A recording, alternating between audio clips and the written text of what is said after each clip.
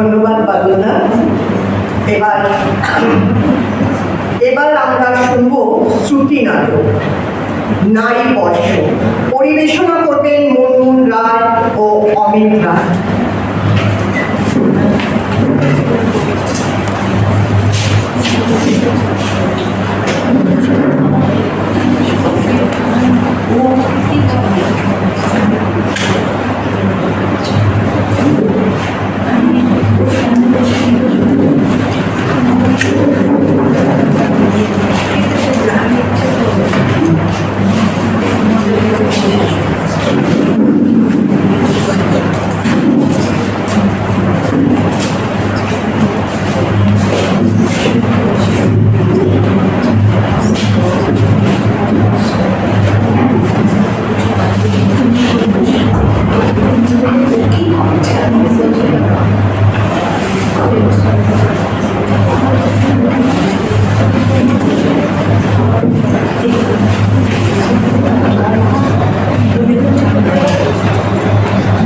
নমস্কার।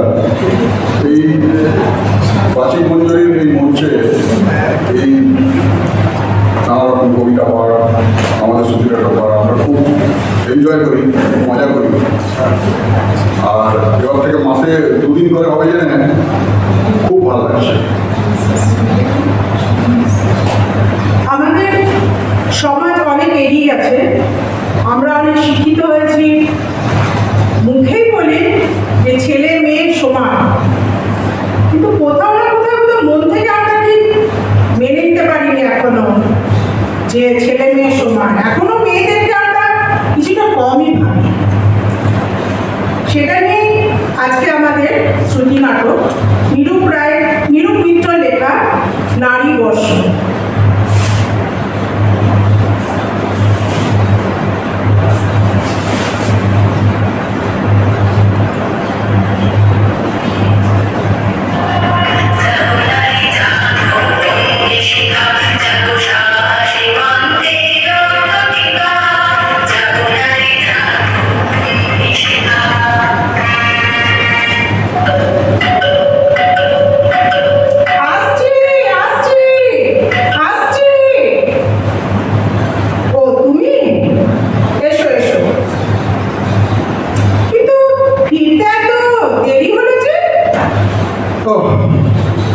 এক গ্লাস জল দেবে? কি হয়েছে তোমার? তোমাকে এমন দেখাচ্ছে কেন? তোমার শরীর ঠিক আছে তো? না না, শরীর ঠিক আছে, শরীরে কিছু হয়নি, তবে মনে বড় আঘাত পেয়েছে। কেন, কি হলো?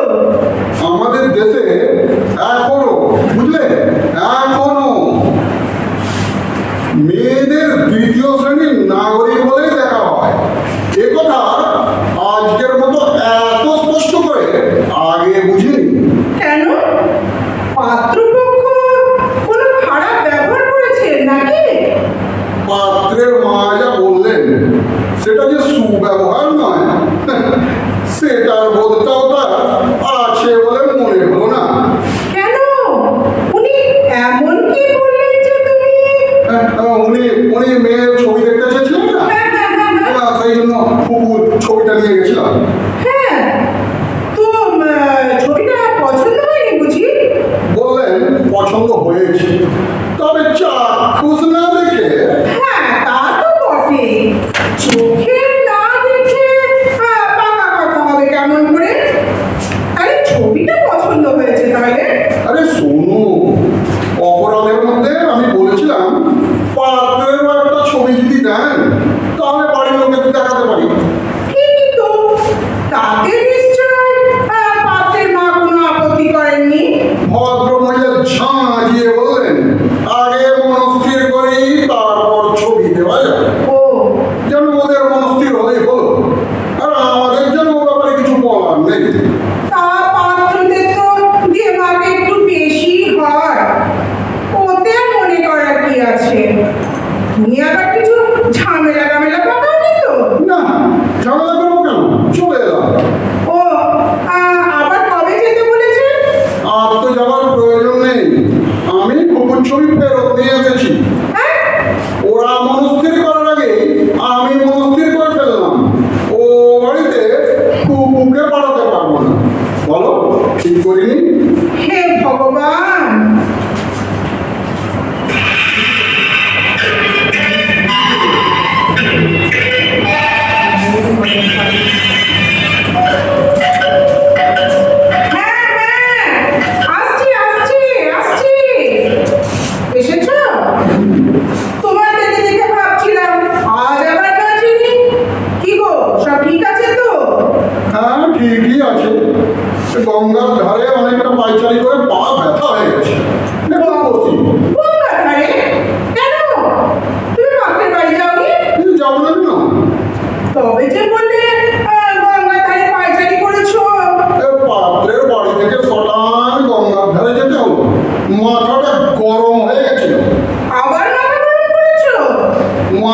সেদে গরম করেছি, আপনি গরম হয়ে গেল।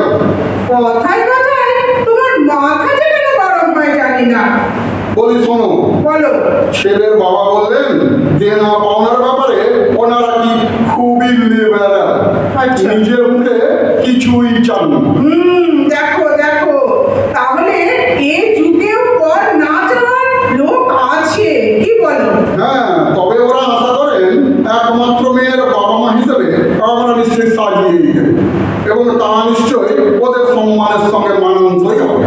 কেন দেবো না, সাজিয়েই তো দেবো। সত্যি তো ফুপু আমাদের একমাত্র মেয়ে, ভালো লেখাপড়া জানে, ভালো স্কুলে চাকরি করছে। না না, লেখাপড়া সম্পর্কে ওদের খুব একটা আগ্রহ নেই। কি বলছো? বললেন ও বাড়ির বউ হতে গেলে চাকরি ছাড়তে হবে। তাই নাকি? তবে যে সব কাজ ও বাড়ির বউয়ের অবশ্য করণীয় তার একটা লিস্ট দিলেন। কাজ তো সব মেয়েকে করতেই হয় শ্বশুর বাড়িতে। ওরা জানলেন বাসন মাজা, কাপড় কাচা, ঘর ঝাড় দেওয়া, কাপড় ইস্ত্রি করা, রান্না বান্না, আর তার সাথে শ্বশুর শাশুড়ির পা টিপে দেওয়া, বাতের মালিশ লাগানো ইত্যাদি সবই করতে হবে। আচ্ছা, তা তুমি কি বলেছো? বললাম আপনারা একদিন চাকর কাম, ধোপা কাম, বামুন কাম, নার্সের কাগজে বিজ্ঞাপন দিন, পেয়ে যাবেন নিশ্চয়ই। তুমি তুমি এই কথা বলেছো? ও, তোমাকে নিয়ে যে আমি কি করি। পাত্রপক্ষ কি করবেন বুঝতে পারছিলেন না, তাই দেখে আমি আর বাক্য ব্যয় না করে সটান গঙ্গার ধারে মাথায় ঠান্ডা বাতাস লাগাতে চলে গেলাম। তুমিও মাথায় ঠান্ডা বাতাসই লাগাও। কুকুর বিয়েটা তোমার দ্বারা আর হচ্ছে না। ও ঈশ্বর, কি যে হবে।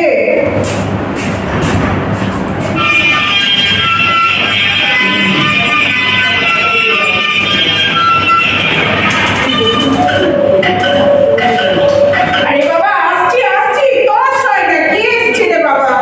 খুলছি খুলছি। ও তুমি, এসো এসো। হ্যাঁ, খুব খুব ভালো করে এক কাপ চা খাওয়া দেখি। বাবা, আজ এত খুশি যে, কিছু সুখবর আছে নাকি? হ্যাঁ, আছে তো। আছে? যা, ভগবান মুখ তুলে চেয়েছে। কিন্তু শুনেছিলাম ওদের নাকি খুব চাওয়ার ভার। তেমন কিছু ছাড়বি তো আমার? না না, সামান্যই চেয়েছেন, 5 লাখ টাকা নগদ। ও, 5 লাখ টাকা নগদ। আচ্ছা আচ্ছা। তাছাড়া খাট বিছানা, ড্রেসিং টেবিল, আলমারি, ডাইনিং আর ড্রয়িং রুমের সেট, ও, এতটুকু? আর মাত্র 35 ভরি সোনা পেলেই ওরা খুশি।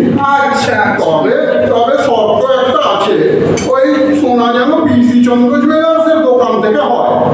বাহ, এতটুকু, এটা তো খুবই সামান্য গো। হ্যাঁ, আর 2-4টে ছোটখাটো আবদার আছে। আলমারি গোদরেজের হতে হবে, আচ্ছা আচ্ছা ফ্রিজ ম্যাক্সিমাম সাইজের হতে হবে। আচ্ছা। তাছাড়া অন্তত একটি 2 চাকা ছেলের জন্য, ছেলের পছন্দ রয়্যাল এনফিল্ড। ও আচ্ছা আচ্ছা। তা হ্যালো, তুমি রাজি হয়ে এসেছো তো? বিনীতভাবে একটা কথা বলে এসেছি, কি কথা গো? হাত জোড় করে বলেছি মাফ করবেন, আপনাদের মতো এমন ভিখিরির ঘরে মেয়ে দিতে